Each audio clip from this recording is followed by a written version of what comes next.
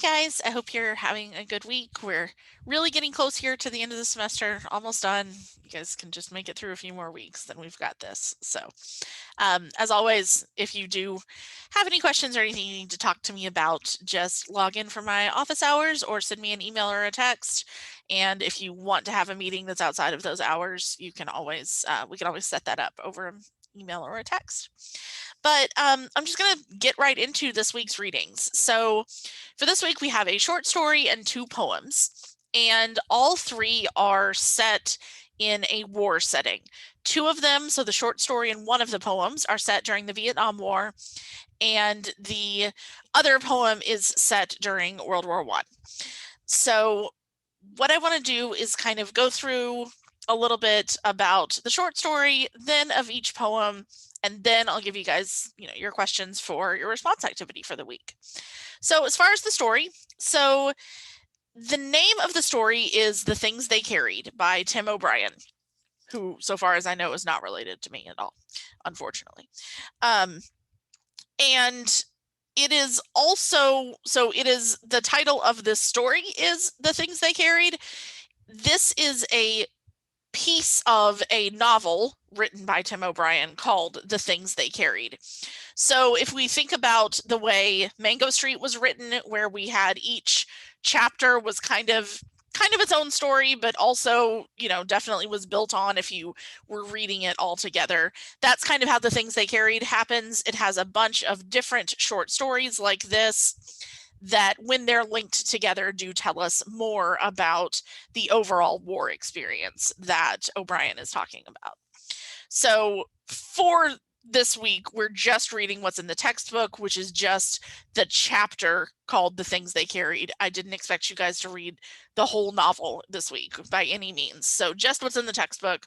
And if you don't have the textbook and you're looking this up, it's just the first chapter, not the entire book. So just wanted to make that clear. And in this chapter, we're kind of introduced to a lot of the soldiers who are central to this novel, certainly are central to this story. So Tim O'Brien, the author, did fight in Vietnam, and he did write this as a reflection of his experiences, but it's not 100% autobiographical. So each of these men is not necessarily just like a particular man he served with or he knew.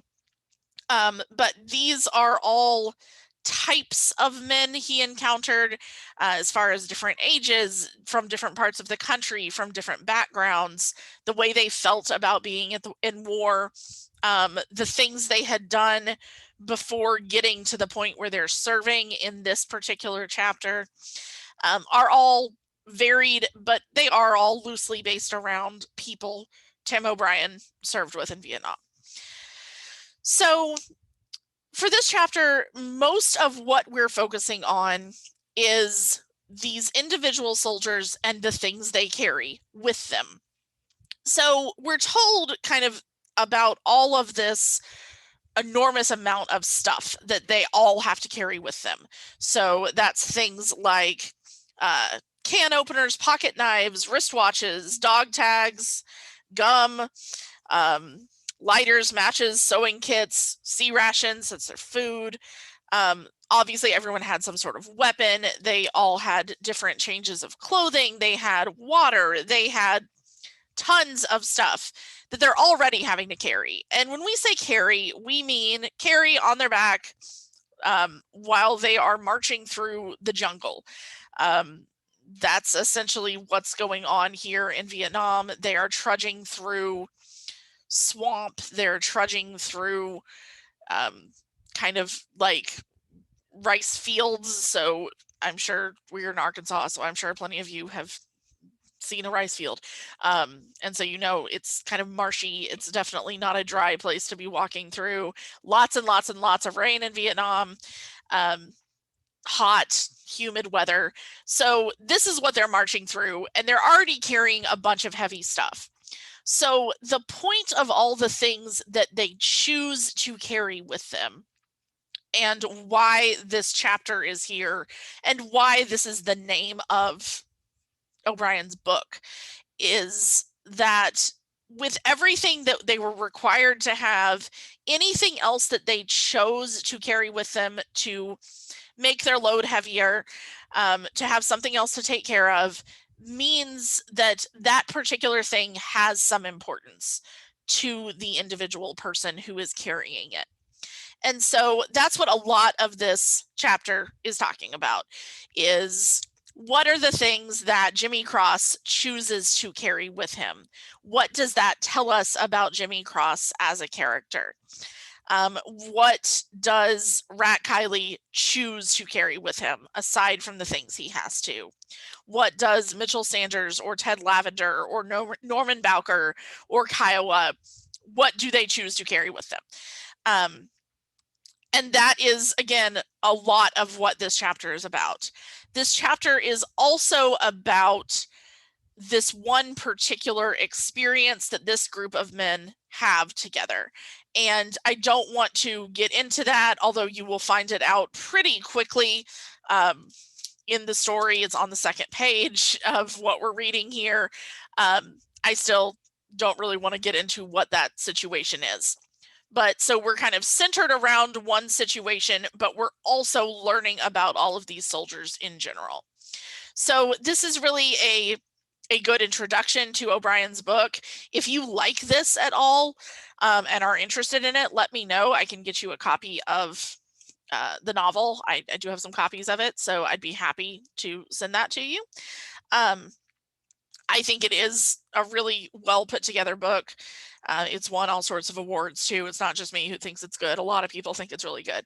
And I think this is just a very good introduction to what we're going to get there. So that's a little bit about the things I carried. So again, we have 2 poems as well. So let me turn to the first one here in my book. Working on it. I have a tab here. Come on. So the first one is Dulce et Decorum Est. That's the name of the poem. This is the one that was written by a man who fought in World War II. I'm not going to read it out loud to you. I did post a video in Blackboard of Christopher Eccleston, who is a British actor, reading this aloud. It's a very good reading. Something I said when I posted that video is that a lot of times poetry, the same way drama is better if we hear it or see it being performed. Poetry is often better the same way if we hear it being read. And obviously you can read poetry out loud to yourself, but a good reading of poetry is always something that I think helps me to understand it. I know I always think about my father, who did not like to read. He would try to read things that I liked. He would try to get into them, but he hated reading. It was just not his thing. And I think about the time he went to see a Shakespeare play with me because he wanted to try to like things I liked and he wanted to try to be interested in them, but he had never liked Shakespeare. He had never been able to get into it.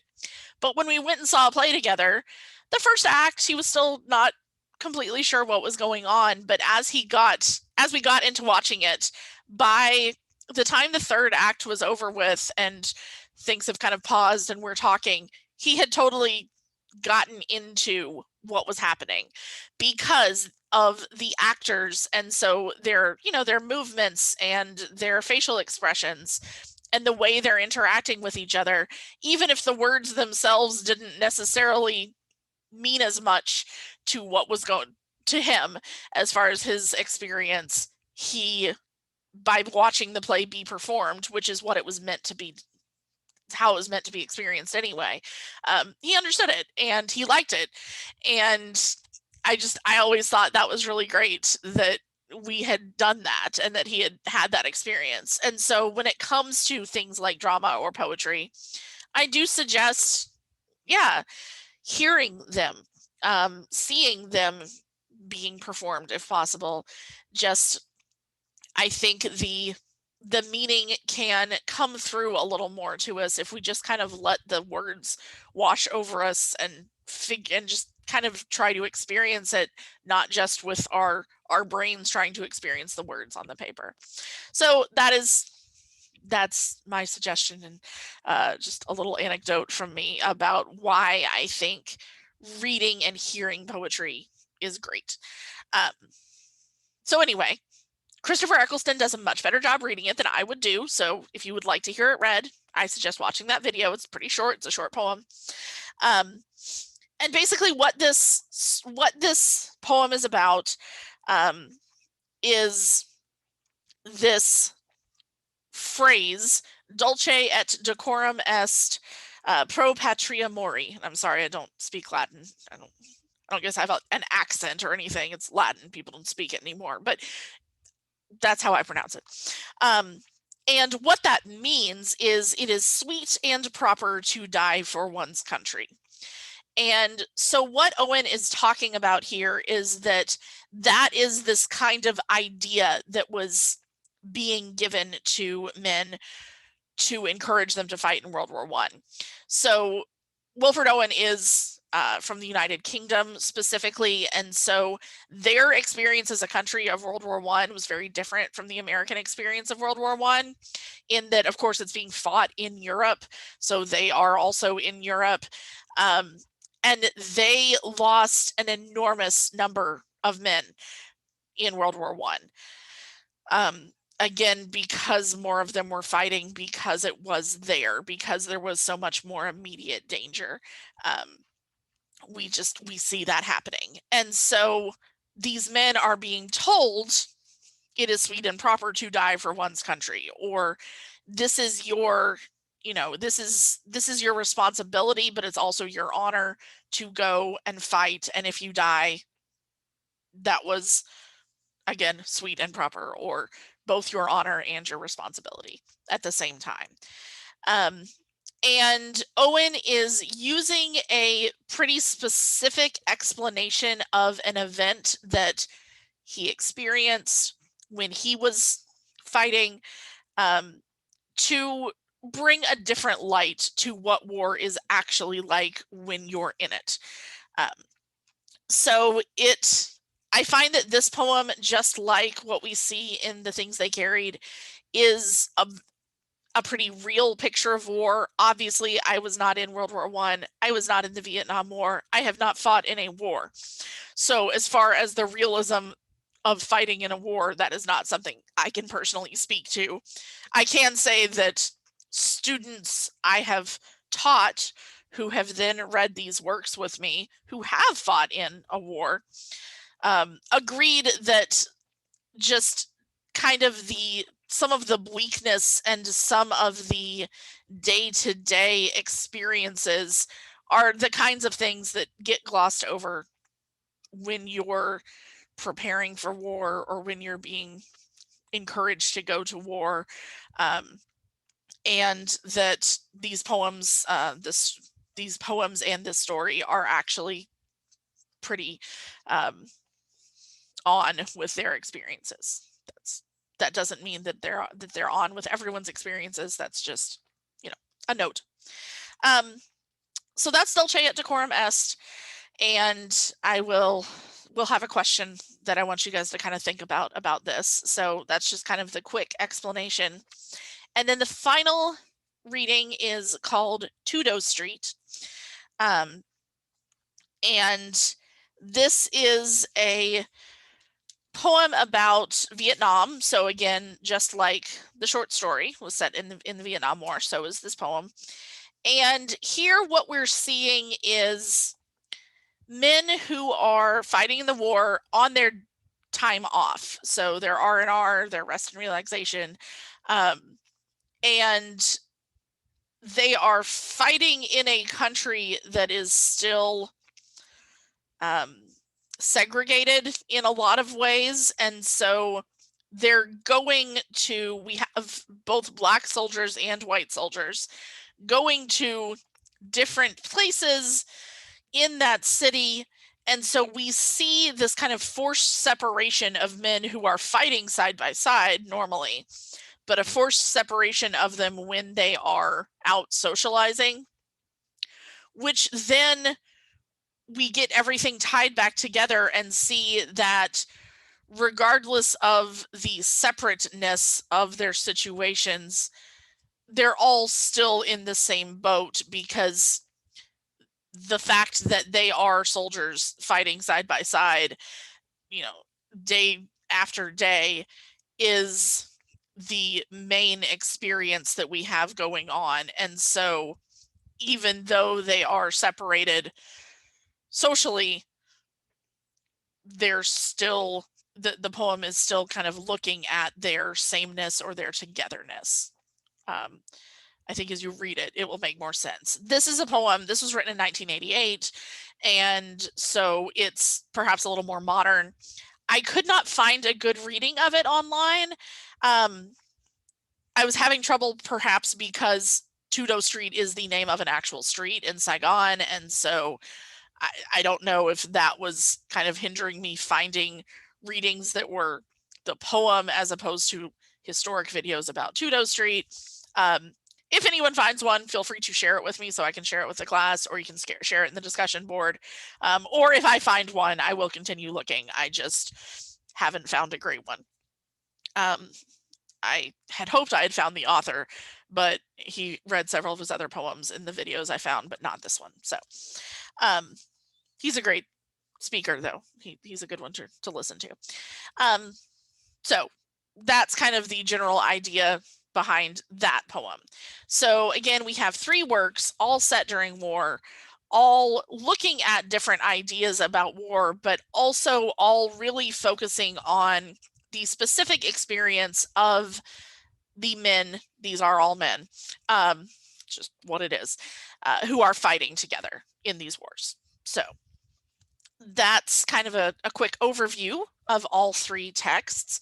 And now I'm going to pull up the little whiteboard and type the discussion questions in. I'll kind of narrate as I do that as well. So, okay, here's my whiteboard. Okay. So, the first question is, in the things they carried, O'Brien uses the specific individual, you know what, I'm just going to type it and then I'm going to read it.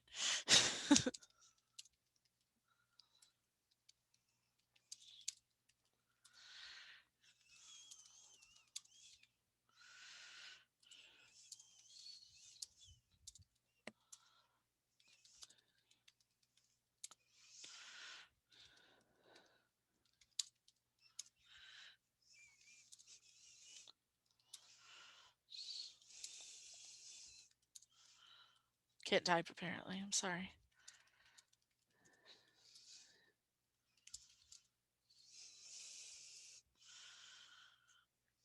Typed the wrong word entirely.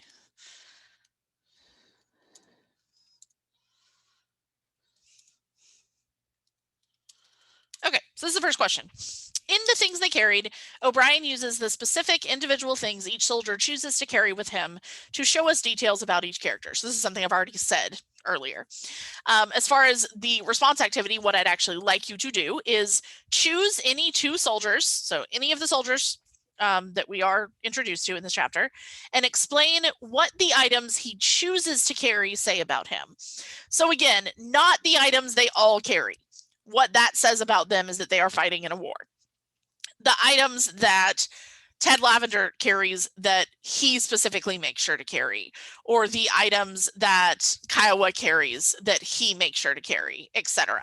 The things that are specifically important to each person. So you're just choosing 2 of them. So, you know, choose whichever 2 you think are the most interesting. The ones who carry things similar to what you might carry, or just however you'd like to choose. Any 2 of the soldiers. Okay, so let me get another. Hello. There we go. Another text box open here. Let me give a little typing here.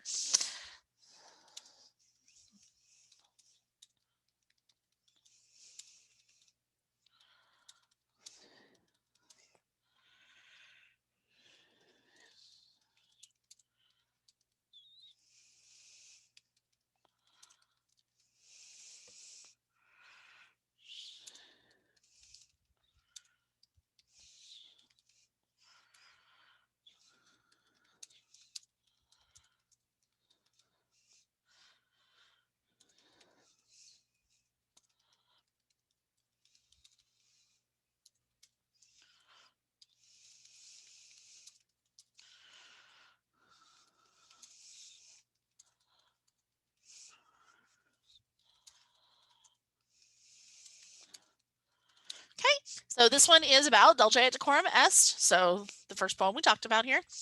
In that poem, the author uses imagery to describe the horrors he experienced firsthand when he was in the war. Choose one piece of imagery and explain how it contributes to the poem's message that war is not about glory and pride. So imagery just means that the author is using very specific, very vivid words to describe something that's happening so that his audience can see it more clearly, so that we can imagine we're there or see it in our minds. So any one particular thing that he explains with that kind of detail, choose that and then explain how it contributes to this overall idea that war's not just about glory and pride or about it being, sweet and honorable to die for one's country. So that one, and then one more question, one more reading. So one more question. Let me type that in.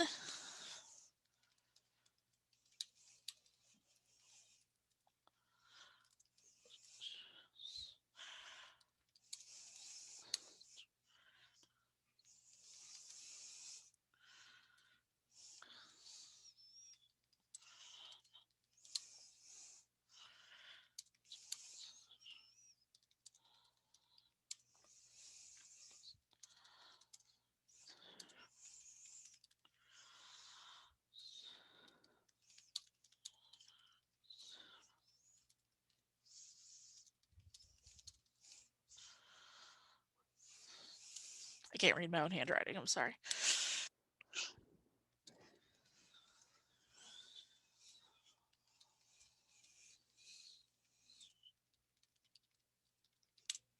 Okay. So, though Tudo Street shows black and white soldiers being separated socially, it also shows the sameness of their war experiences. Choose one example from the poem that illustrates the similarities of all of the soldiers' experiences. So, yeah, kind of what I talked about when I talked about Tudo Street. They're separated, but there are still plenty of things happening in the poem that show us that their experience is still the same. So, what is one of those things in the poem that is showing us this similarity of experience despite this social segregation that they are being held under? So, obviously, this is here. You can run the video back and look at these if you need to, but here are the questions. So I'm going to close this out. All right. So I hope that was some interesting information to you. I hope you like these readings. I always hope you like the readings. But I hope you enjoy these. And again, I know I started the video out this way, but yeah, I hope you're doing well. If you're not doing well and there's anything I can do to help, let me know, please. If you are doing well, but there's something I could do to help and help you do even better, then let me know. If you need help, I want to help you. If you want help, I want to help you. Whatever's going on. So email and text whenever you feel like it. I sleep strange hours, so plenty of times I wake up at 4:00 in the morning and see I have texts or emails and I answer them then. Sometimes, like I am right now, I'm still up at 1:00 in the morning making a video. Sometimes I go to bed at 9 and I don't wake up until like 6 in the morning when it's time to get up. So, I will answer you fairly quickly. If it's during normal, like 9 to 5 business hours on a weekday, I will answer you very quickly.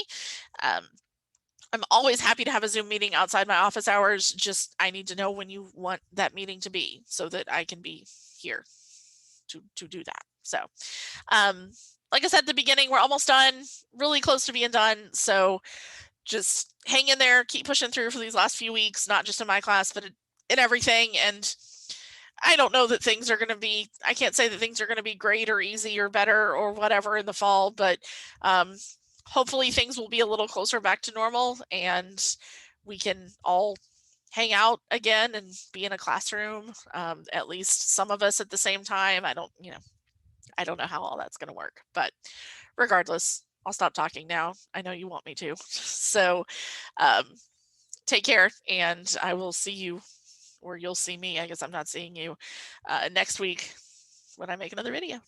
Bye.